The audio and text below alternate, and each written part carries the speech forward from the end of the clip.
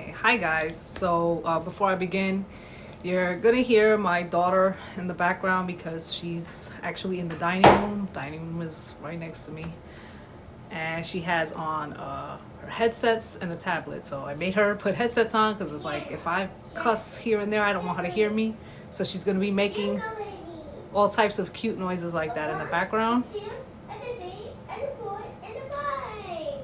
She's going to be making noises like that in the background throughout the video. Okay? So, alright. I wanted to do this video prior to one that I'm going to be doing next, which is an article on the boomer generation. I don't want, it's like in a way I want to talk about it. I'm going to talk about it slightly in this, but I wanted to do this one first because the research that I found, I was able to find research on boomers from different races. However, when it came to, if people don't know, boomers are actually labeled as the most narcissistic generation. However, the research that I found is done on white American boomers only. So it excludes other, it excludes the minority groups from that time. I was able to find research on boomers from that time. However, it had nothing to do with their personality traits. It was just like basically like health concerns and different struggles that they're going through in this point of their life in their elder years and stuff like that. So it's like that stuff I was able to find more of than like their actual personality traits from that time. Okay, so I was like, man, how am I going to do this? Because it's like I'm having a hard time finding, like I didn't realize that there was going to be a different, like a racial differentiation. To a degree, it makes sense, because of the time. However, at that time, even the boomer generation had certain privileges that, let's say, like the greatest generation, which was their parents, that they didn't have, right? So the greatest generation would be my grandparents' generation, for example. And my grandparents, when they were living here, like they lived up to the same standards as the greatest generation of that, of Americans of that time. So, like when I think of it, they did live up to the same things, the same expectations. So, what I found with regards to like the boomer research was there was a lot of selfishness. There was a lot of me first type ways of being. And I guess in particular with white Americans at that time, it's understandable because their parents were, I guess, not as harsh with them. They were kind of like, I guess raised in front of the TV, I guess you want to say, right? That was like the first generation that was raised in front of the TV. And it was also the time of like when the boomers were coming up, that was like the sex, drugs, and rock and roll time. You're talking about like the 60s and 70s was like their youth. Okay, so of course, like the 50s too. And at that time, it was like everybody was sleeping with everybody. Partying was the first thing on their list of things to do. There was a lot of boomers who did end up making families, but a lot of them did end up getting divorced. And that was like the generation where a lot of people started to get divorced. And also, I found out that one of the reasons why because there's actually more millennials and boomers than there are Generation Xers. Generation Xers are like the smallest generation. And the reason why was because at that time, that was when the boomer time, that was when birth control came about. So people were using more birth control. And on top of that, abortion at that time, from what I read, was made legal. So both of those things combined, a lot of people were knocking out their babies Why? Because people were sleeping around with everybody was sleeping around with each other like crazy. And I was like, oh, I can get rid of this baby. Oh, I can use birth control and I don't have to think about getting pregnant. Woohoo! Everybody was sleeping with each other. So our population size was smaller. And from what I read, we were considered like the forgotten middle child. In a way, when I think of Latin boomers, there's a lot of similarities that I see from the stuff that I read when they talk about the white boomers. Lots of similarities. And I would even say to some degree to the Black American boomers, that some of the Black American boomers that I've met. There is a sense of, and even I did this too, where we praise the boomers due to the civil rights movement.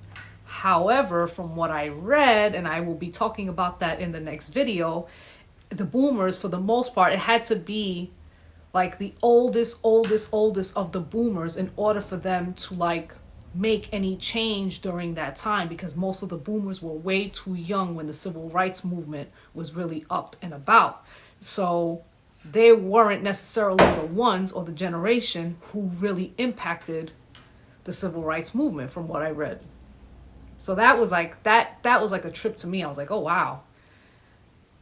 I guess I would have to do more research on that, like if I wanted to like learn all of like the civil rights, because I have learned about civil rights leaders and stuff like that in the past, but like as far as their age and all of that, I don't remember any of that stuff off the top of my head. So I would have to like really research the ages of these people, when they were when they were taking, a part in the fight for certain things and all of that.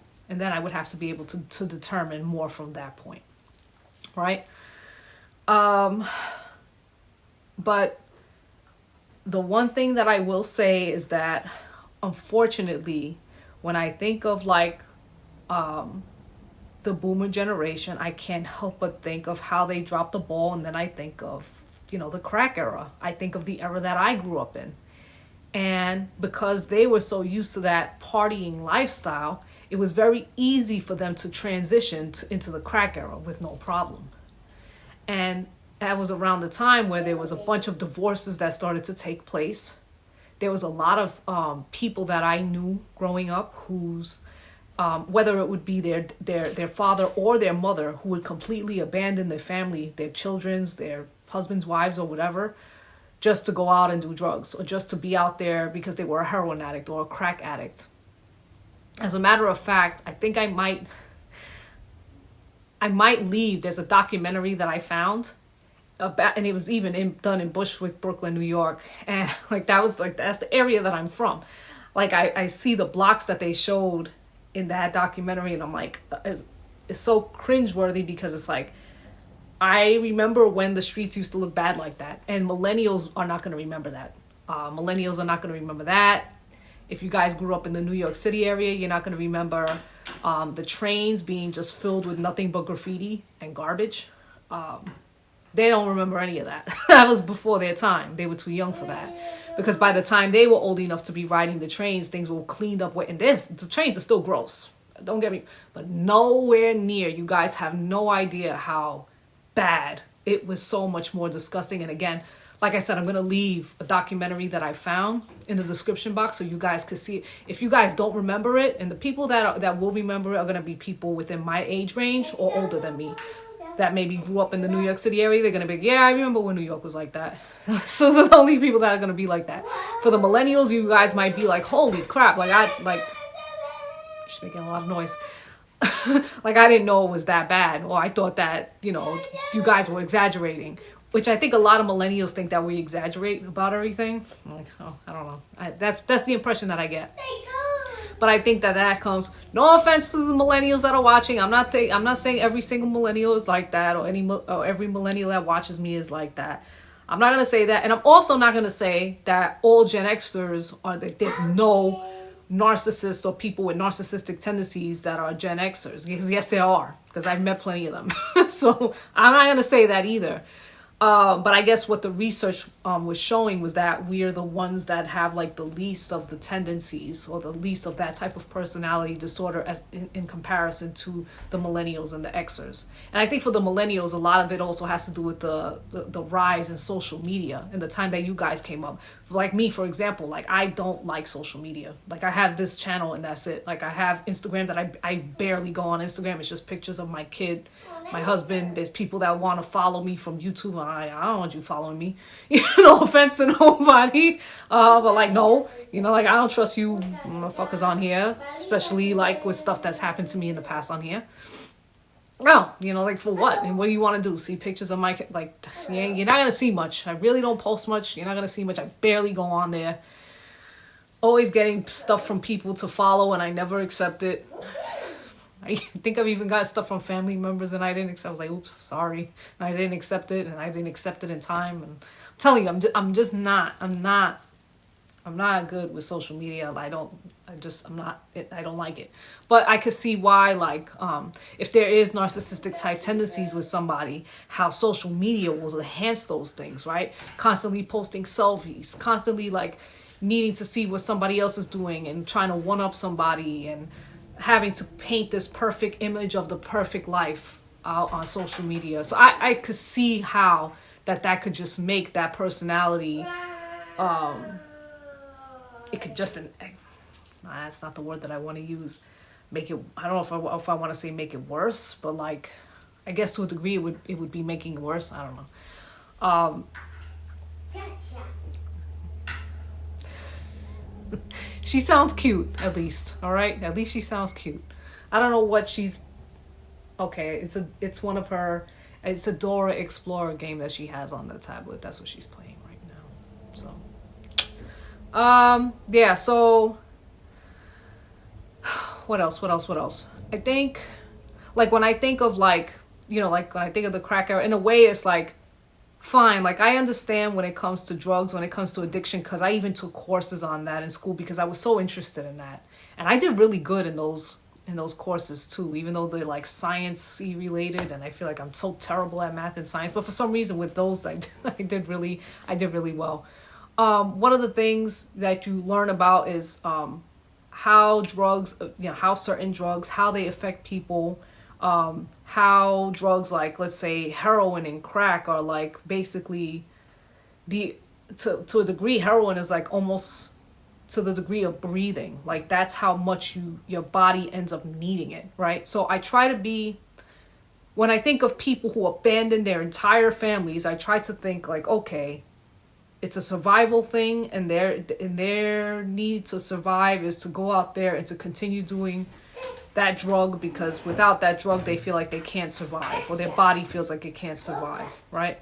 That's why when it comes to like heroin and crack and some of these drugs, like with my dad has a bunch of stories from even back in the day when he knew heroin addicts, and he had, I said it before that my dad was in a band, and he talks about one of the members that was in the band that ended up becoming a heroin addict, and how my dad and his friends, other guys from the band, from the group or whatever, they ended up taking the friend, they locked him in a room, and they locked him in a room for like an entire week, and the whole, like my dad and his friends, they basically stood outside of the room and wouldn't let him out.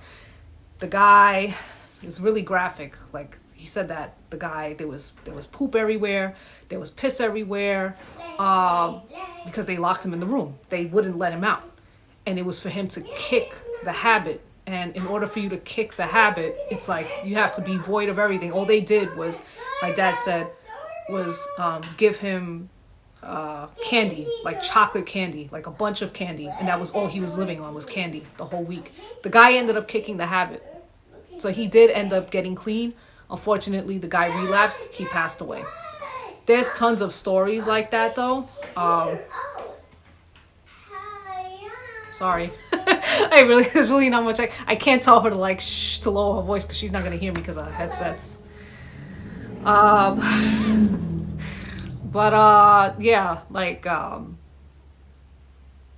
a lot of people really, they lost a lot of family from that time. And then when it came to crack was very similar. And I knew people, and even in the documentary that you're going to see too, like I knew people who did both. They did heroin and they did crack.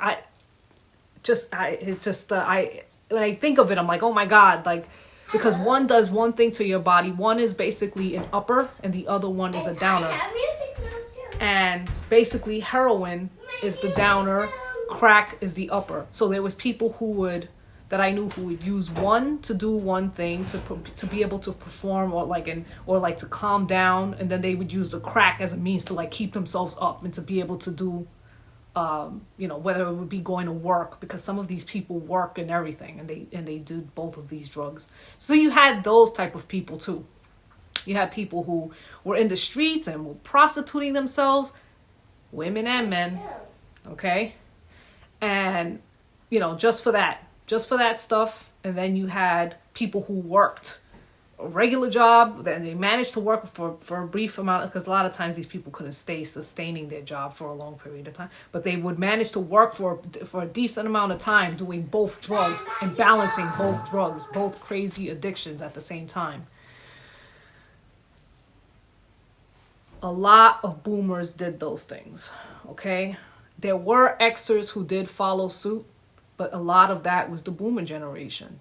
And the ones who grew up seeing that, and you're going to see it in the documentary that I'm going to show you, you're going to see the time period that it came out. We were the ones who had to grow up during that. We were the ones that had to see that. We were the kids in that environment.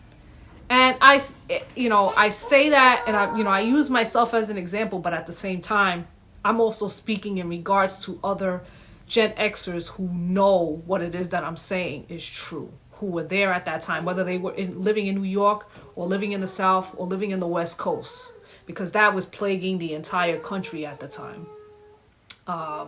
Some places worse than others, but especially in these inner city areas, that was knocking a lot of people out. And that ended up being the rise in AIDS virus and stuff like that, because a lot of people were contracting AIDS through heroin, and of course there were people prostituting themselves, so there's that. But a lot of them were contracting it through needles at that time. And so I know that I'm kind of going off in weird things. It's because the timing that they came up in, the timing that we grew up in, all of those things kind of coincide in their behaviors and how they were able to kind of adapt into the crack era in a way from the era that they grew up in. It just kind of snowballed into that. It was very easy for them to just go into those type of drugs, right? Even though especially heroin was really big in the 70s too. But heroin ended up making a huge comeback in the 90s. Yeah. So I think that, again, a lot of people who would understand what it is that I'm saying, there were people that grew up in these areas. Again, it's a shame because I had somebody, I swear I'm going all over the place in this video. I had somebody in my last video who came to my channel. Now, I don't know if this was her or not, but this was somebody that had a little problem with me several months ago, and her and I were kind of back and forth with each other several months ago. She had a channel. She doesn't have a channel anymore.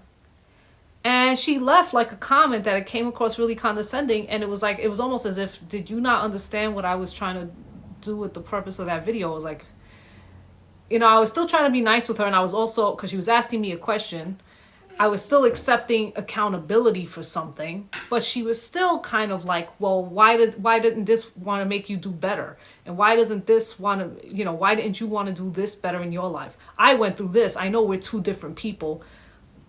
That is now this person, I think she's from the same generation as me.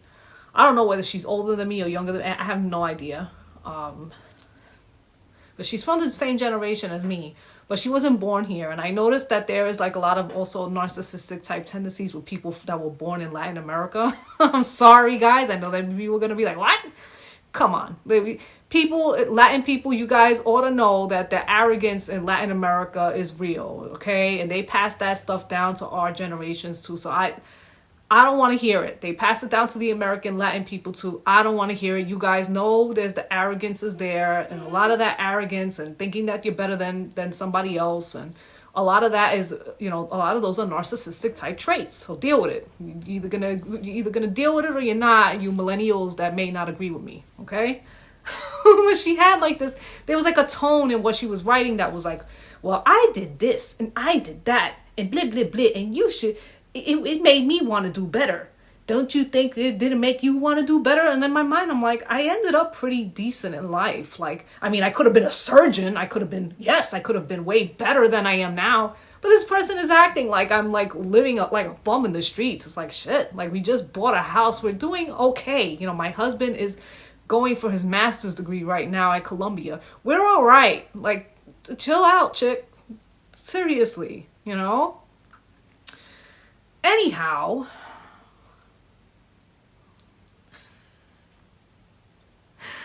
I didn't want to make stuff about that person, but like shit. And I ended up deleting the whole thread of comments because I was like, it was so petty. Like, I'm like, why am I explaining myself to this person for? Like whatever it is that I do, she's going to look down on me anyway. So no matter what I say, it's going to be, I'm better than you. Like that type of attitude. Well, fine, you're better than me. Like, yay, congratulations. You're better. Yeah, this is so great.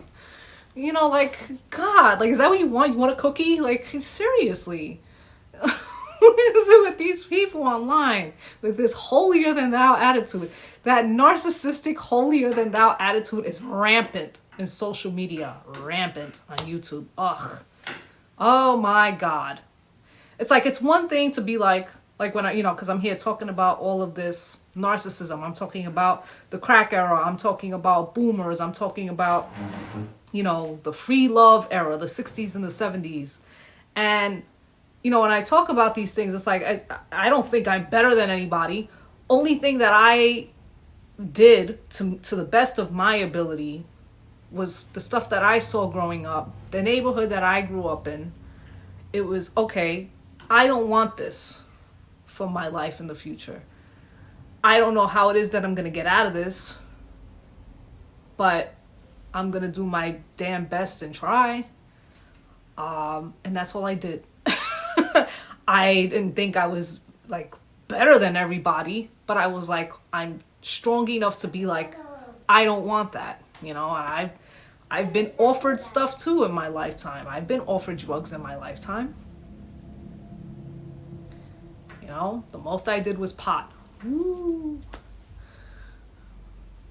So much of a party animal I am. Apparently somebody else says I was in porn. So I did porn, according to somebody, and supposedly they exposed me for doing porn. Yeah, so apparently I'm a porn star too. Anyhow, I've never done porn. But I do think it's hilarious, the things that these people come up with on here just to find a way, because they can't attack my talking points, right? So they have to attack something else. Like they have to try to do something else to attack what would be perceived as my character or image, while they simultaneously, they're hiding behind anonymity, but they want to destroy my image. But they don't want to show their image because they need to protect their image. Oh, you need to protect your image. Oh, sweet little boy. He needs to protect himself. There's crazy people out there,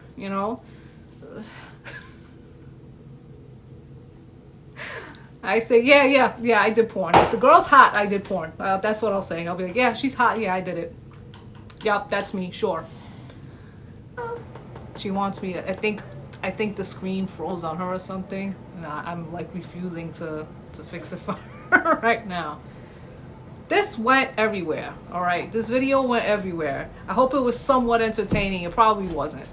But for the people that were interested and the people who do know what it is that I'm talking about, I'm talking to you guys. Those of us who are Xers, we went through a lot, we went through the fire, and we came out okay. All right? There's a lot of survivors in our generation. A lot. And just remember that. Like, we didn't follow the footsteps of the people before us. We decided to do better to the best of our ability and to what we could do, right? Now, it may not be to the standards of these holier than thou, these wonderful, great people out there. But you know what? We're doing pretty decent. And just always keep that in mind. Always keep that in mind when you have these younger generations that want to put you down, these older generations that want to put you down. You know, we did the best that we could with the hands that we were dealt. Okay? And I think that we're going to be all right. And yeah, so as for that, I'm going to go. She's starting to throw a little fit over there with her tablet.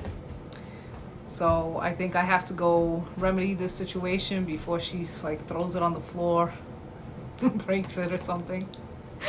All right, guys. I'll see you all in my next video. I'm already taking it. No, stay over there. Stay over there. You're not allowed to be in videos. All right, guys. Let me go deal with this. I'll see you all in my next one. Bye.